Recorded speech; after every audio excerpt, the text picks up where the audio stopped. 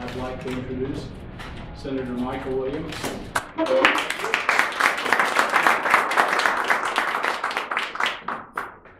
All right, well, it's a pleasure to be here. I want to thank Michael for inviting me and for all of you for showing up today. I know I've spoke here before once, probably about 2 years ago, but what I'd like to do is just kind of tell you a little bit about myself, how I ended up, kind of where I am, and then just some ideas I have about government in general, what we can do here in Georgia better.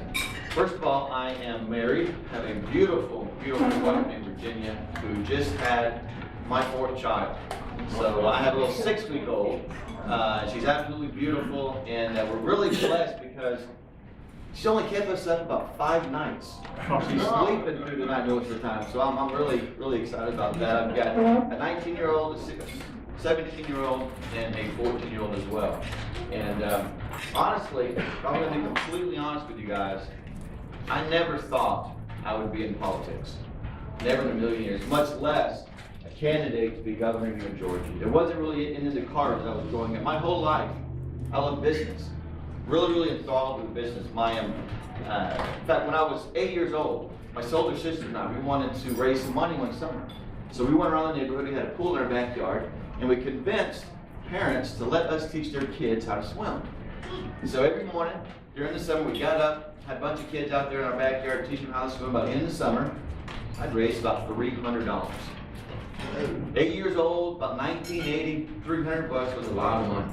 And I had all of my G.I. Joe characters, my Transformers, Star Wars, all these things I was going to buy. And I was talking to my friends about it. My dad overheard us. My dad was a very, very smart man, very wise man. He pulled me aside and said, "Michael, I understand you got a little money burning a hole in your pocket." I said, "Yes, sir, I do." I went through the list of everything I was going to spend it on. He said, "Well, come into my office." So he brings him in the office, he opens up his briefcase, and he pulls out a Wall Street Journal. And he starts talking to me about stocks and bonds, the importance of investing at an early age. And he starts talking to me about this idea called dividends.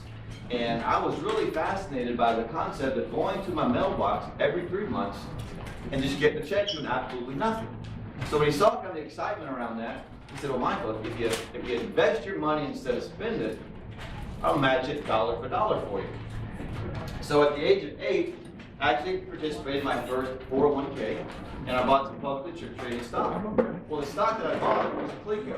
It was Central Louisiana Electric Company. Happened to be the company that my dad worked for. So when I kind of realized, I started putting all this stuff together, it's like, I own the company my dad works for. He was getting on me one day, and I said, "Hey, wait a minute, Dad. Wait a minute now. Don't make me call your boss."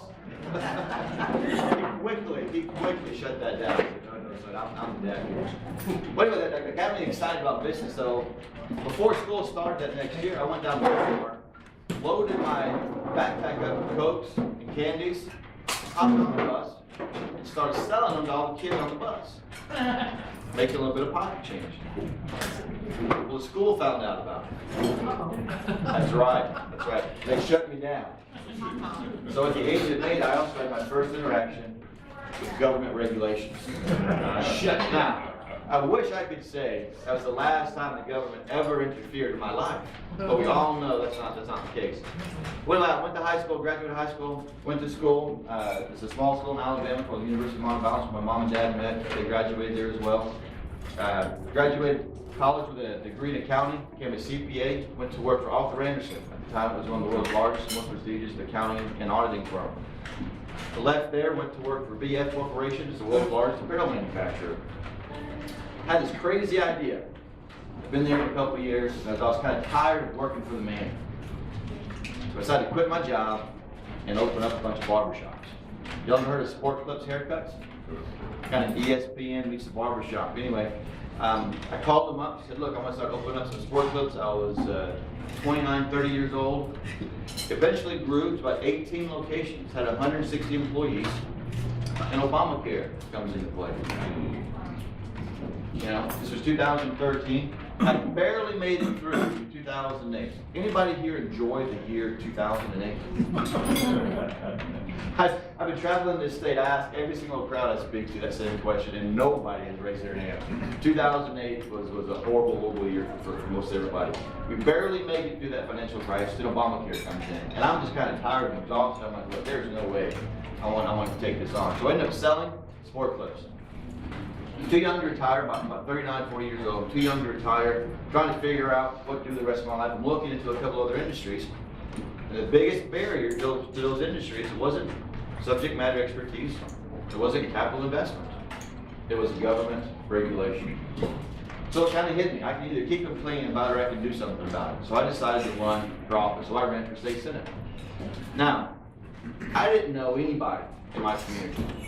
I was too busy raising my family, running my business. I was traveling about 7,000 miles a month in my car, just kind of traveling all over Alabama and Georgia. So when I had this idea, I just started showing up to GOP meetings, to Tea Party meetings, saying, hey, my name is Michael Williams, and I want to be your state senator. They kind of scratched their heads, looked at me and said, who are you, and why in the world am I going to vote for you? Probably very similar to some of the thoughts you guys might have had. Who is this Michael Williams guy, and why in the world am I going to vote to be my governor, or to be your governor?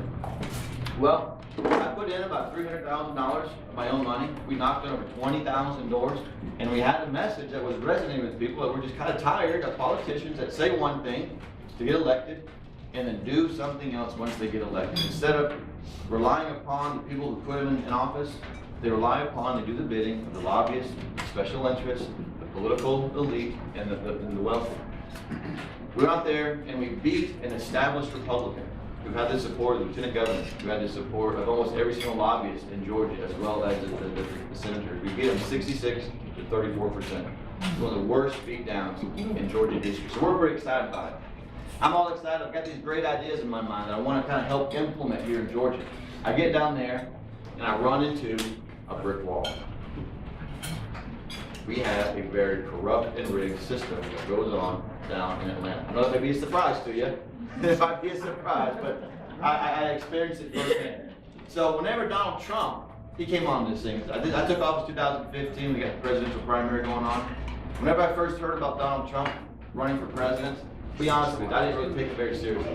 I thought he was kind of trying to do a stunt to get some publicity for a new reality show or whatnot. But once I started listening to him and understanding this guy's for real and what he wanted to do, I became the first elected official here in Georgia to come out and publicly support Donald Trump for president. And again, I get applauses now, but when I first came out, that didn't happen. People were ragging me and ridiculing me all the time. But because I saw firsthand what I had to go through in Atlanta, I could only imagine how bad it was in D.C. And we needed somebody that wasn't beholden to these special interest lobbies. So that was why I kind of got behind him. And we're seeing it play out right now. He's up there trying to do the right thing, trying to put the people first. And then these elected officials, again, that are doing the bidding of the lives and special interests are trying to stop him every step of the way. So I'm glad he's the president and supporting him and what he's doing. Now, that's a little bit about who I am, kind of how I got here. What would I like to do as governor? The very, very first thing and the most important thing, I believe, is to blow up that rigged system down in Chicago. Because no matter who we put in office, unless we change that system, different people might control it, but it's going to be lobbyists, the wealthy, and the well-connected that control what we put on there, and not us, the people of Georgia. That's one of the reasons why I'm the only candidate that is primarily self-funding his campaign and relying upon small dollar donors to push forward and to press forward with our campaign. In fact, when disclosures came out, every single one of us, all the candidates have over $1 million. They've raised at what time. The AJC dove into kind of my disclosures, and they made fun of a guy. There's a bartender who donated $3. That was kind of a lot. The vast majority was people who, $5, $10, $15, $20, and they were making fun of him. My response to that is, that's the kind of guy I want. That's who I want out there supporting me. The people that are on the streets, people that are out there working hard, fighting for their families, that know what it's like to who live in this country right now. Not, again, the lobby, the wealthy elite, which is primarily financing my opponents right now. So we have to blow up that system. Well, how do we do that? That's a pretty difficult question to answer sometimes. But what's the biggest reason, the best way to do that? That's part of it. That's part of it. That's it. Oh, y'all want brochures? I started to hand them out, and I kind of got my hands slapped when I was doing that. There's brochures outside the room. If anybody wants to kind of get some brochures, learn a little bit more about me, or you just visit our website, which is williamsgeorgia.com. When I first got elected, there was a gentleman down there, been down there for a while. He kind of takes me aside and he said, Michael, if you really want to learn what's going on down here, if you want to understand what's happening, follow the money. Follow the money. Well, I'm a CPA. All right. I love to read financial statements and audit reports. In fact, I brought a few of them here. This is just a small sampling of what's at my desk. I've got them stacked up about this size, audit reports and financial statements I'm actually diving into and reading and going over. And what I want to do with you guys is I'm actually going to dive into the weeds a little bit more than I normally do when I'm out there talking. I'm actually going to pull some of these out and actually read some of the stuff that's going on. I just don't want to gloss over it and kind of move on to the next thing, but I feel like you guys will be able to kind of digest a lot of what I'm talking about. The first thing is, once I started reading these things and getting a grasp of what's really going on, I couldn't believe it. I just could not believe it was as bad as what I was reading. So I called up internal audit. The state of Georgia has an internal audit department. I didn't realize that until I started reading these things. So I called up internal audit. I talked to them. I said, am I reading this stuff right? I said, yeah, it's pretty much right. I said, okay, so then I go and I talk to a CPA firm that's actually done some consulting work for the state. I'm going over it with them, and they're like, yeah, you're pretty much right on target with it. Okay. What I gathered, very high level, is these reports, these internal audit reports, these control environment reports, if they were to be issued for publicly traded companies, whether it's Delta, UPS, or any other publicly traded company, the CEO and or the CFO would be fired almost immediately. Not only that, the SEC, the Securities Exchange Commission, they would come in and investigate. Very possibly people could go to jail for some of the things going on. But in Georgia, not a single thing. Not a single thing's happening. That has to stop. We have to start holding our elected officials and those they appoint accountable for the acts of law that they break for the mismanagement of our tax dollars. One of the most eye-opening things for me, I'm sitting at the first budget meeting that I attend as a state senator for the state, and they're there showing up this chart. They call it a revenue chart, which to me is a misnomer because the state of Georgia, we don't have a product that we sell. We don't have a service. We do some services, but we take your money by force. All right, so we can't really brag or pat our back, self in the back whenever we increase our tax collection. But nonetheless, there's this chart. 2006, 7, going up, 2008, 9, we go down, and then we start going back up with our revenue. They're all excited, they're all clapping their backs. And again, it kind of hits me. That's not revenue. They're excited because we're taking more money from you guys. And that mentality is just not the right mentality to have. We need to understand that it's not our taxes, it's not our money, it's your guys' money. And one way that I like to exhibit the difference in how I will manage and then run this state versus other candidates, and sometimes my supporters get on me about this, but signs, all the paraphernalia. You go out there, you go to any event where there's a candidate, a political candidate, they're going to have wasted all kinds of money on signs, on banners, and it's just overkill. You go to events that I attend, you're not going to see much of it. You might see one banner out here, one sign, but signs don't win elections. But yet you waste it, and also these candidates, whose money is it they're spending? It's not their money, it's their donors' money. So they have no problem at all spending other people's money. And I have a problem spending money unless it's actually useful.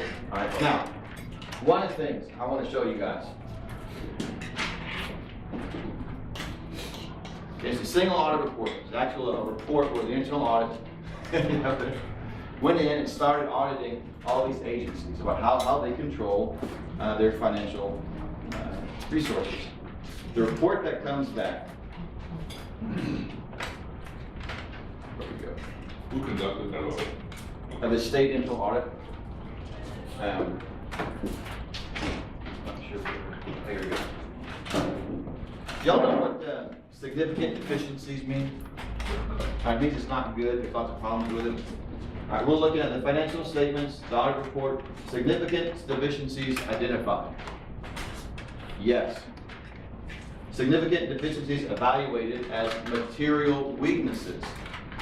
Yes. Significant deficiencies, again, we're talking about financial, the state's money that we collect from you guys, and also the federal funds that come in the case. Treat them separately. On the federal funds, the same thing. Significant deficiencies and material weaknesses. Here, the type of report that they issue is called a qualified report. That's a horrible report. What that means is that the internal auditors found enough problems with it that they say they can't pretty much rely on their financial statements, which they go down here later and say that they cannot rely on the financial statements because there's not enough controls. Now, if we can't rely on the financial statements that are being put out by the state, as senators, as representatives, what are we supposed to believe? There's no basis, there's no ground that we can build upon because we don't know what we're getting. Some of the examples that they identify in here about why it's so bad. Let me explain it, and I'm going to come back to read this one to you. Corrections Department. A couple of years ago, they go out and they spend $33 million. They put it into an account called construction and process. Internal audit comes in. They say, okay, where is this $33 million? What construction is in progress? They can't point to anything. Well, then where's the support? What did you spend it on? Give us the invoices. They can't point to anything. $33 million is just gone. Just gone. Now, who's held accountable for that? Y'all read about that in the AJC or anything? No. But $33 million just vanishes from the Department of Corrections. A couple years ago as well, Department of Natural Resources. They're out there, they're collecting funds, right? Parts, licenses, stuff like that. That money is supposed to go to the state treasury. They collect $5 million of this money. They don't submit it to the state treasury, they spend it. It's not appropriated, it's not approved, they just take it upon themselves to spend $5 million. That is technically illegal. It's against the law to do that. Internal audit comes in, they audit, they find it. Guess what the General Assembly does? Again, they don't hold anybody accountable for it. That next budget cycle, they appropriate $5 million to the Department of Revenue so they could then send it back to the state treasury. It's a cycle so that therefore they can say that they didn't break the law. Stuff like this goes on. Again, there's stacks and stacks of these type of examples. One of the things, again, one of these things I just could not believe. We have a department, it's called the Georgia Technology Authority. They're the ones that are supposed to kind of create the IT network, the systems that we're using here in the state of Georgia. They go and they audit them. They issue a report that is so bad, it is so bad that in this audit report, and I'm reading directly, this is a public document done by the state of Georgia. The details related to this deficiency were provided to management and shall not be considered public record in accordance with Georgia Official Code of Georgia Annotated 50-6-9. Who gives them the right to say what is or what is not public record? This kind of stuff is going on like crazy down at the Capitol, and this has to stop.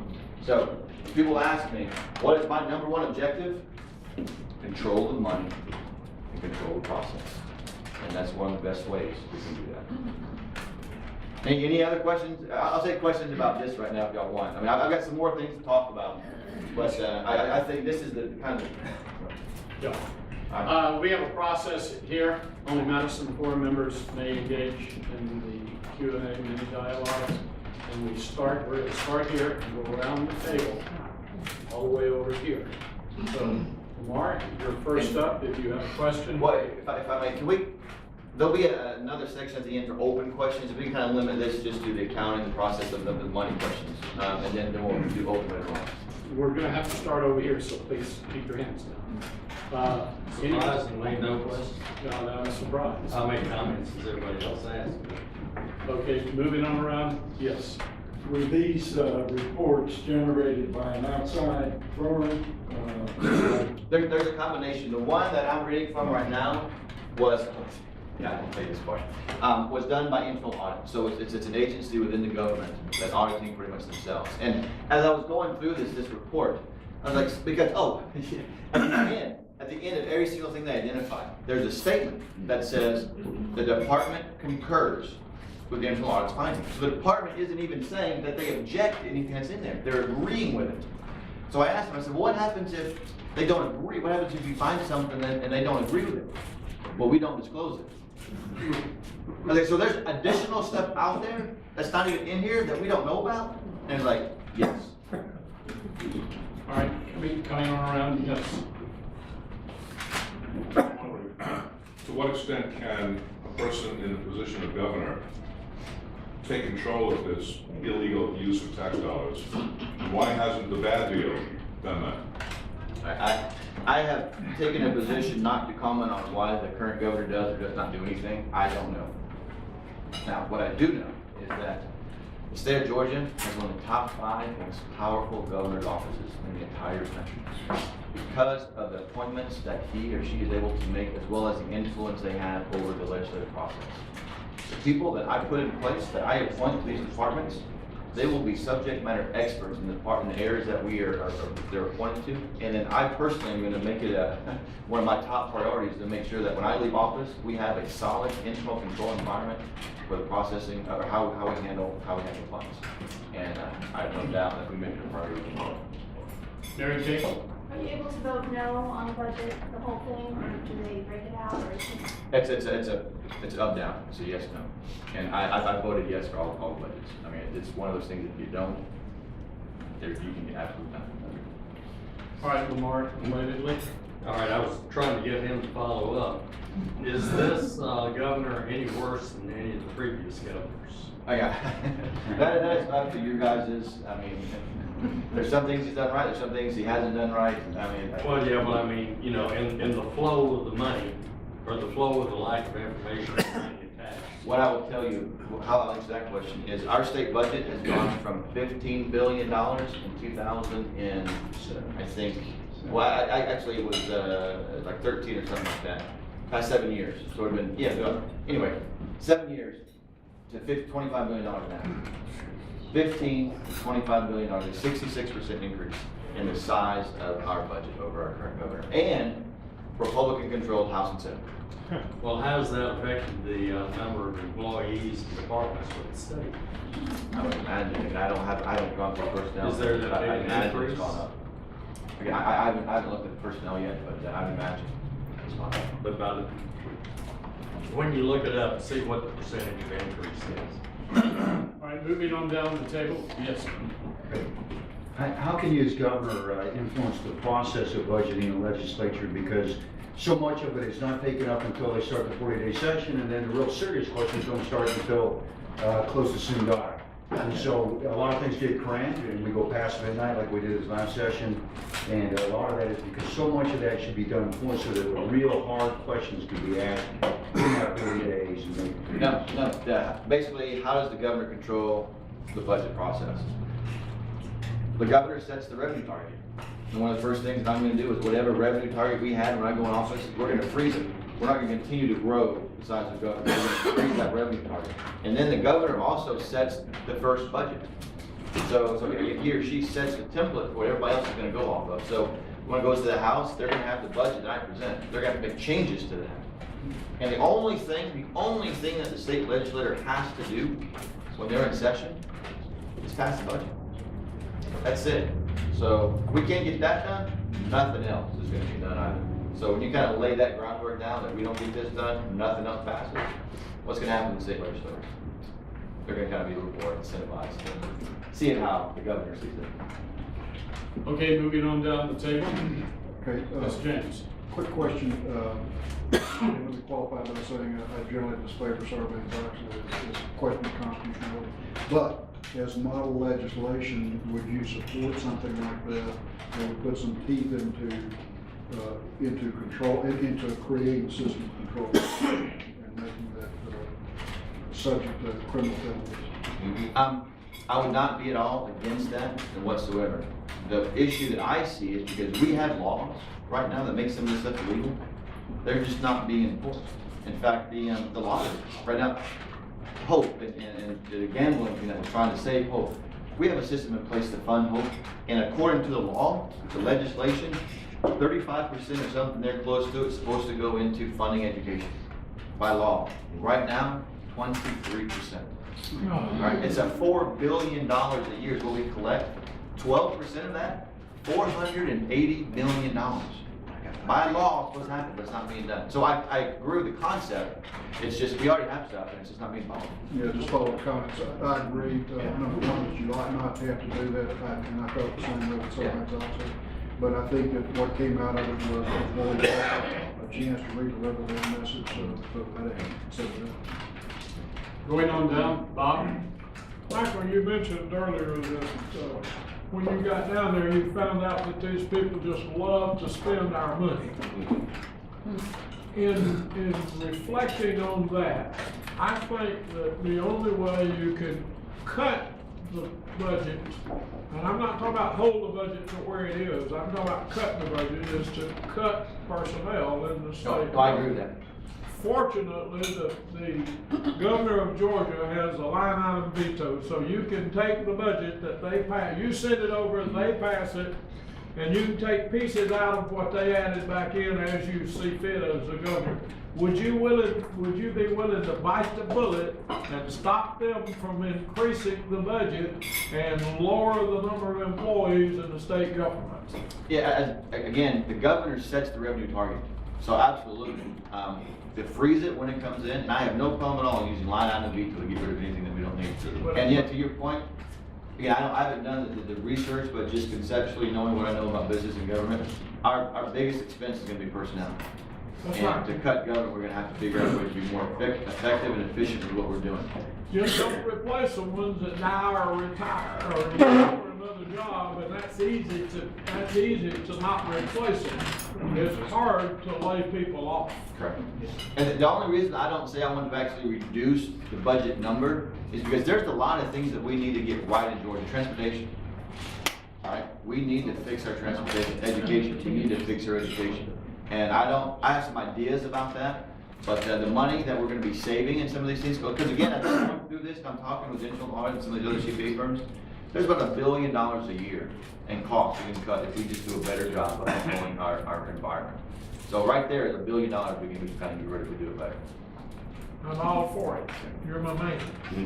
Going on down, yes. Senator, I hope this isn't going to be too nerdy for the non-accountants in here, but one of the big problems at the federal level is that the federal government does not produce financials in accordance with GAAP. Yeah. And that's the reason we have theoretically a almost $20 trillion surplus that doesn't count the deficiencies in Social Security and Medicare, which is another 120 or 40 trillion or whatever the number is. Does the state of Georgia, are those financials supposedly produced using GAAP? And even if they are, in theory, and they're internally generated, I would have a question about whether or not an independent audit would verify that. Yeah, it's not GAAP, it's gas. They do it in compliance with gas. But what they do, and again, I'm sitting here, I've gone back about 12 years to try to figure out where all this is going, what's kind of helping the government to expand so big. And what they do is about every 3 or 4 years, they recategorize things so that you don't have any consistency throughout, because you recategorize a couple of things. A couple of years later, you go back and you compare the old number to the new recategorization, and you have a completely different, but they can say, well, we reduced it over here. Well, yeah, you reduced it because you just took money out and put it into another division or another department. So it's not a real reduction, it's just moving money around so they can say they did something. So one of the things I would do, we are not gonna have any reorganizations, we're gonna have consistency in reporting the entire time on government so that we can actually compare how we're doing in the city. Coming on around. All right. And we're moving over here. Beth? Okay, the argument that I've heard about it taking so long to finalize the budget and why it goes to the last day is because they can't finalize the budget until they have the items, the money that's being, that's gonna be allocated. So what you're saying is that you're gonna just close down the whole thing? And the only No. thing that they can spend their time on is the budget? No, I'm not gonna go as far as saying that we, senators and representatives, they can't present bills. I mean, I think that would be out of line for the governor to say that. What I will say is, our only reason to be down here is to pass this budget, and if we don't get the budget passed, I'm not gonna sign a single bill. Veto every single one of them.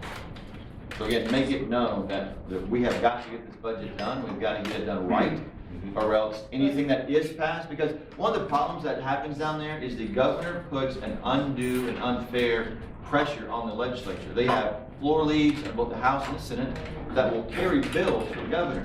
And if those bills aren't passed, if you don't vote for them as a senator or House representative, there's gonna be consequences. So I wanna take myself, not completely out, but that overlord of the legislative process, take me out of that. I'm not gonna have governor floor leads. Let them do what they wanna do, knowing that if we don't get the budget done, what they did is gonna be vetoed. Does that make sense? It's a nice idea if you can get them to toe the line, but, I mean, that's kind of counterproductive, isn't it? I mean, your budget is what, based on the expenditures for the previous year? Is that what you're gonna go by? What's Yes, gonna be your bottom line? the amount of money that we have to spend for the state of Georgia will be the same amount of money that we had the prior year. So you start with that. So we'll start with that and then allocate it to wherever we need to spend it. And they're gonna be, that's gonna be their responsibility. is No, now- I create the budget. Okay. The very first budget, the governor creates, and then we put it out there to the House first, and they look at it. So and the then- governor allocates the money to the various departments? Correct. Now, if you go to the House, and the House can change it, the House can say, well, no, we don't want to spend money here, we want to spend money there. But they cannot add money to it. Okay. They can change where it's being spent, they just can't add money to it. And then that version goes to the Senate. And now, they look at it columns, there's the budget from the governor, the budget from the House, and then any changes that the Senate wants to make. And then it comes back to the governor. And if I don't like any of that, I can say, no, we don't accept that, we're gonna go back to what I want. And so we just kind of go through the process until we can find where we're gonna spend it. Good luck to you, I'll Yeah, yeah, vote it's, for that. one thing that I am completely not oblivious to is how difficult this is gonna be. And I'm happy knowing that if I get elected, I'll either be one of the most beloved governors because the people will know I'm fighting for them, or one of the most hated governors because we won't be able to get a single thing done. We'll love you, they'll hate you. That's- Well, that's and okay. if I don't need to serve 4 terms, doing things that I believe I need to do, I'm fine with that. They gotta know it's our money, not their money. Exactly. I think a hated governor Coming might be the best on strategy. around. Helen? Not yet. Okay. I just, you pretty much, and my question was gonna be how? How are you gonna do this? And I think you've kind of answered that for us. But I just, now I wanna know, do you have anybody else, any other senators or people within the government, or underneath the Capitol Dome right now that you feel like are gonna work with you? Yes. There's a handful of senators, there's a handful of House members that agree conceptually with what we're talking about. There's just not enough of them right now to influence the process. So if you have a governor in there that's saying we are gonna do it this way, it empowers those that believe it and can kind of help push it through in the House and Senate. So no, there's a handful in both chambers that agree with it. Coming on? Garland? The people don't like you, the agency's gonna hate you. Well, the agency already hates me, No, no, so no. I'm kind of content with that. So, a question I have, Michael, you mentioned the budget increase from 50 billion to 25 billion over last year. Is there a report that you could identify and to tell us where that's located and get that out? That's really amazing statistic. Is there a single report that takes Yeah, up to 15? yeah. And how do you get that? Is there something you can assemble to make that known? Because if somebody questions you, like a summary statement of some kind, of government expenditures for the last 8 years? I could possibly pull together a spreadsheet that just kind of lays it out, but you just pull it from the various budget reports that come out every single year from the governor's office. That they have it, but we can probably pull together a sheet. And any of you that like to dive into information and really just consume as much as you can, there's a website called, it's audits.ga.gov. It's the Internal Audit Department's website that has all the audits that they do. You'll be amazed, some of the stuff you'll find in there. Again, so if you're bored one Saturday night or whatnot, just go and have fun. Have fun reading that. Coming on round, all right, we've gone through the first round. Michael, is there anything that you wish to say before we just open it up? Well, there's one other area I'd like to talk about before we open up, if that's okay, and that is the economy. Because the number one most important thing people want about is the economy. How are we going to help the Georgia economy grow? One of the things that I hear tons of elected officials talk about is how Georgia's been the number one state in the country to do business for 3 years in a row. They love to say that. Which is kind of a good thing to say, but what they don't tell you is how we became that. The idea is about how we become the number one state in the country to do business. Tax credit? Tax credits. We give away tons. In fact, this past legislative session, $500 million of tax credits is what came from the House over to the Senate. We cut it back a little bit, but not near enough. We're out there giving away again your guys' money, our money, the big corporate out there, so they can come into Georgia to create jobs. Okay, so they're giving away our money. Now the jobs that we're getting have taken us from number 26th in the nation on earnings per capita to 41st. It's a double whammy. We're giving away our tax dollars to get not good jobs. It's not the right way to do it. The way to truly embolden and develop our economy is through small business, through innovation, and through technology. And Georgia is positioned right now to become world leaders in financial technology and supply chain and logistics, cybersecurity, and then the world's intellectual capital for processing and growing food. Those 34 areas, think about it, the movement of money, the movement of goods, and the protection of data. The number one most valuable commodity on the planet. If we become the world leaders in those areas, companies will be coming like crazy to Georgia because they want what we have to offer. And we have to support that with education transportation model. But nonetheless, I think I'm running out of time. But that's kind of, we have to develop, again, small businesses, innovation, and entrepreneurs for us to really grow. So we actually have 19 more minutes. So let's go around again. Yes, Bill. Michael, thank you for coming and visiting with us. How serious a problem is there with the retirement system and funding of retirement benefits which are very generous for the state employees? Yeah. Extremely generous. We have a state employee retirement benefit, we have a teacher retirement benefit, there's about 4 other retirement benefits that we have here in Georgia.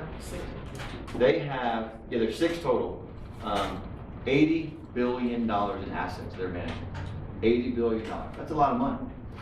Now, guess how much the state of Georgia spends in administering, just the admin of that? $1.6 billion a year. 2% of the fund. It's astronomical. Who gets that money? I haven't been able to figure that out yet. I'm looking into it, but yeah, I want to figure out who gets that money. That number is humongous on administration of these plans. We can cut that back, and imagine if we just take 400, 500 million of that money, it doesn't cost us anything, we're already wasting it, put it into a fund, an investment fund, and we go to Home Depot, to Delta, some of these other big companies around the state and say, look, we want to create an emerging market, a technology fund, where we're actually incentivizing and encouraging entrepreneurship here in Georgia with this money behind it. And then who owns those businesses as they come up and as they become developed? The retirement programs do. So any concern about there not being enough money to fund retirement, if we cut the cost and we put some of this money into the possibility for growing economies, I don't think there's a problem at all. Yes, ma'am. Thank you. Oh, wait, No, I'm sorry, I'm out of order, I'm out of order. Michael, from this point on, go ahead and slip. No, what I was gonna ask you is this, you know, having been a teacher, I'm retired, she's one too, there may be some others in this room. There's all this talk about the fact that I was told by another campaign person, there's some workers on this campaign, our teacher's retirement plan was insolvent. Well, there's not just teachers' retirement, there's 5 others in that. Exactly. And we know there's 5 people the governor appoints Exactly. to get the okay to slide money around and move, because Zell Miller did it one time with borrowing $44 million out of the $11 billion surplus we had back in the early 90s to fund education, but that money was paid back. Yeah. Which I have no problem with. Yeah. But the thing is this, I know there's certain elected officials that want to get their hands on it. Oh, My yeah. question is this, I understand there was somebody who came out and said, and you probably know who I'm talking about, they want to make it available that other businesses can come in and borrow off of the teacher's retirement Oh, fund, no. which might include the other 5 for their businesses. What is your opinion of that? No, I don't think other businesses should be able to come in and borrow from the fund. Because they may Again, not pay it back. Yeah, exactly. But if we can take money that we're just blowing right now, if we can reduce those admin costs down from 1.6 billion, we can just save easily $1 billion. Right, that's $600 million a year that we're able to do something healthy with. Let's put that into some of the emerging markets, emerging technologies here in the state of Georgia. And then years after that, we can just kind of throw it back into the. I want to share one other thing in here. I don't know if a lot of you are aware of this or not. And I know I'm telling my age, but I don't care. Okay? We're all survivors in here. Back in 1959, there I was in Augusta, Georgia, getting ready to plan for college. Still another year or 2 to go to finish up at Richmond Academy and then go to the women's college to train to be a teacher. Now that's the way it was when I came along. Either a teacher, nursing, administrative assistant or something, a bank teller, or that kind of thing, because we don't have the kind of job opportunities we now have today.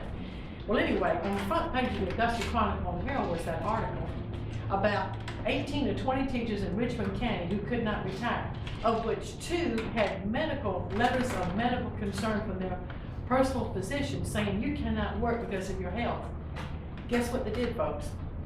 Your Georgia legislature took all the teachers' retirement money and paid the whole bills of the state that they had run up. None of the teachers could retire. This is what we live in fear of having that, but it's not just teachers. You've got people with the medical college, Emory Medical School, all of our colleges, some of the bus drivers, ancillary support personnel, and other retirement plans, for which there's 5 more. And these people, we all rely on that. And it's a very solid system. So why do they want to get their hands on the money? Because they're trying to figure out a way to cut spending somewhere else or pull money away from us. My suggestion to them, and maybe yours too, like you said, try to save money. You want to be in on that, and you want 175 million with this company and 250 million with Weyerhaeuser and Georgia Pacific like we have. She's seen the stuff, and I have too. Then get your own plan together. And stop dickering with everybody else to turn around and take it away from somebody else. If they can start out small, but we have 3 people that run that program? The top one of which makes $374,000 a year. I'm not envious of that. That man who runs that knows how to invest. That's what we pay them for. Exactly. But they're not doing it just for the teachers, they do it for the 5 other programs. Yeah. And I tell you what, she and I and some others, if we have to fight on that, we will get out there. You too, we'll get in there and we'll be fighting for that. Yeah, one of the things that I saw firsthand this past legislative session, which you hear about it kind of conceptually about how Congress and all that, they have their own set of rules, and well, the state Senate, there was an administrative change proposed. Right now, if you're in the state Senate for 8 years, you qualify for retirement. And they were going to change that. They're going to make it longer than, I can't remember what it was, 15, 20, compliance with something else. Anyway, you should have seen the questions, the comments, the discussion that we had as a Republican caucus around that one thing. Imagine, if you will, we say any change to the teacher retirement system, we've got to make it to the legislators. We've got to tie some of this together so that the legislators have to endure and experience what everybody else has to experience. So it was kind of interesting for me to sit back and actually watch that kind of go down. But yeah. When you were running the hair salon, you said before Obamacare. Yeah. How did what did the people do when they got sick that were like the hairdressers, when they got sick, what did they do before Obamacare? I don't know. I'm trying to, In other words, did they have personal insurance? well, we Did they offered, sell insurance? my company offered health insurance to their employees. We only had probably about 10-15% actually sign up for it. So, and I believe most of them were on some type of Medicaid, Medicare, something like that. So, probably the government. Was there a deductible that you charged for them? Did the deductible go up when the Obamacare came in? Their deductible? Yeah, I mean, in other words, I not your deductible, your payment to the company, if they're buying insurance from the company, did it go up under the Obamacare? I'm not seeing why you gave it up against Obamacare. I sold in 2013 just because I kind of foresaw the disaster that was going to come. So Obamacare wasn't in full force whenever I sold. Because, I mean, I have Obamacare with the company that I work for, but they take it out of my paycheck every Correct. week. And so, I mean, the insurance company's still making money. Yes, yeah, I'm sure, the insurance company's making a ton of money. One of the things I want to do is go back and figure out how much of the publicly traded companies, insurance companies are actually making right now, compare that with what they're making now before Obamacare. The insurance guys are not short on cash right now. I mean, my cousin was in the hospital, he's like the town drunk, he's a low life, he got out, broke his leg, wound up in the hospital for 4 days, he operated. He's completely indigent, got no money, they charged him $80,000 for like a 4-day visit to the hospital with an operation. Oh, wow. And of course, they're gonna have to write it off, because there's no, they're not, but it's still, there's something wrong, if you're for 4 days, $80,000 with a leg operation, I'm like, Yeah. I know personally, my wife had a baby, my son had a really bad accident 2 years ago. They actually had an accident, had to take off his skull on his brain. He wasn't gonna make it anyway. The cost, how much we're having to pay for that. Our insurance, it's not too terribly bad, but the coverage is not good at all. So, and then we've seen this increasing costs from Obamacare and all that over time. So, I don't think there's a question of Obamacare is bad. We just have to put some pressure on DC and make them repeal it. Although I've been a teacher, I'm not in the teacher retirement system like you explained. And at a private university, and so we have our own retirement, so we get to choose where our money is invested. Is that something we can do? I don't know enough about the specifics as far as, did the teacher have the ability to decide where? No, No. you signed a contract with the state of Georgia. Because all the it's payments, a automatic. pension, right? That's right, but you go into that, because see, you pay in, say for instance, if you're paying in $150 a month, I got you. your Board of Education has already done the capital outlay from all their revenue that's coming in, they're gonna match that, and that keeps going in every month. Yeah, so they take a small portion out of the teacher's pay, they put it to for a pension. It's matched. Yeah. Well, So it would be nice if we could have, teachers could decide what they do instead of these 3 people or 5 people. Well, that gets into more of a managed account where you, like a 401k, where it's your money, you can invest it wherever you want to. The way it's set up now is the state kind of manages it, and then you're guaranteed a certain return, or a certain amount every single, there's a 3% increase every year. Something like that. Yeah. That's the So- 401k she's speaking of, that's the new plan that Yeah. another candidate wants to do. Yeah, exactly. So we can't give you the ability to manage the money and then also guarantee you a certain return. So you either have the ability to manage your money and you live off of that, however you manage it, or you allow the state to manage it and then get a certain return based upon that. So the two can't coexist. Is that? I'm just wondering, I don't really know about this Well, topic. see, the way I think that what's his name wants to do with that is that bring that into. I like house that. What's bill. his name? We don't need to know that. One of the other candidates. The thing is this, I heard that had already been in the works, but it didn't come out of committee. Correct, that's That's correct. probably because some of the committee members Yeah. didn't want to go along with it, or there were phone calls made, who knows? Exactly. It was to get rid of the pension, the guaranteed benefits, and move more towards the 401k where you're responsible For for the new retirement. teachers, but only, they said the rest of us should stay on it, and I thought, like you said, you've got 2 different plans, so how is that gonna function together? And with the 401k people, if they did implement something like that, would they be allowed to tap into the money resources that we're Exactly. already pooling off of? Because there's about, what, 30 or 40 companies that we deal with? Yeah, I don't know exactly. It's a lot of money. You're supposed to see that, you should see that. First of all, I don't know if everybody here went to the GOP convention or not, but I think it would be super duper if you told them about what you said at the convention. And the next thing is, you haven't said anything about sanctuary cities, which I believe Atlanta is. driver's licenses for illegal aliens, which we have been giving some to DACA people, and DA King has been trying to get those driver's licenses changed so it's obvious they're illegal aliens. And also, where do you stand on English as our official language? And what about changing our? Let's just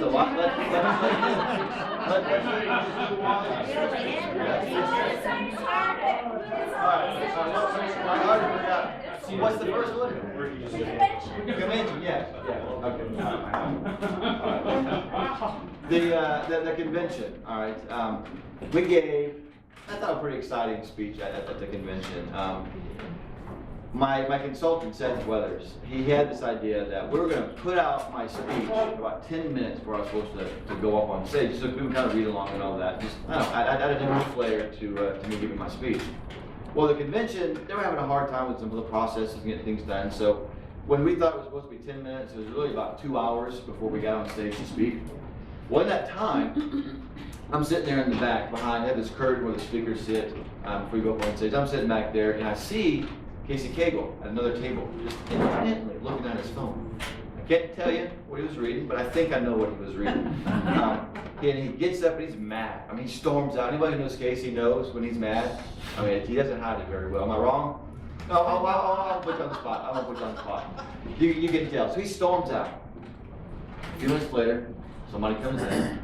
I've not disclosed who the name is, and I'm not going to here today.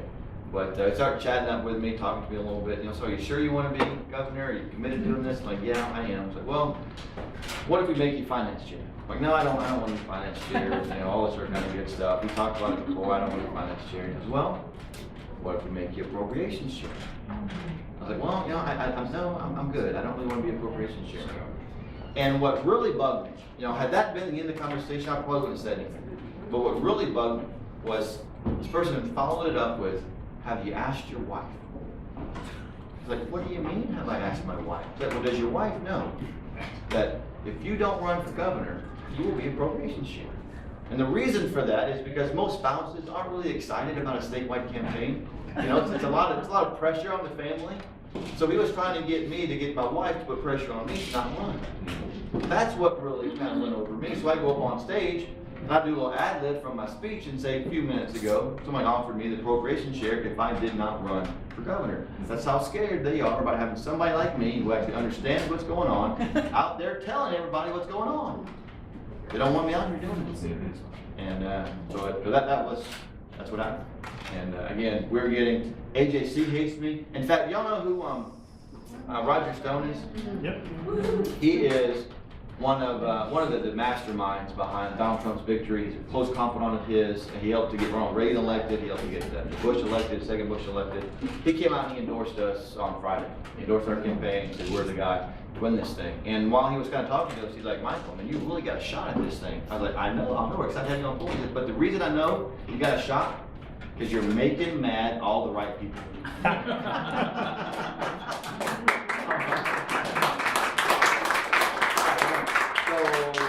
What's the other? About the illegal aliens. Oh yeah, 287G. Y'all know what that is? Yes. Yes. I am a big proponent for 287G. Basically what that does, it almost deputizes all of the sheriff's deputies to be ICE agents. Ooh. Imagine if we had an entire state full of ICE agents. We only have about three or four counties that participate in 287G program. Yeah, Cobb was one of them. Yeah, so we need to get all these other counties in compliance with that, so that, again, we're out there actually enforcing the laws. And if you're in our country legally, an immigrant, we'd love to have you.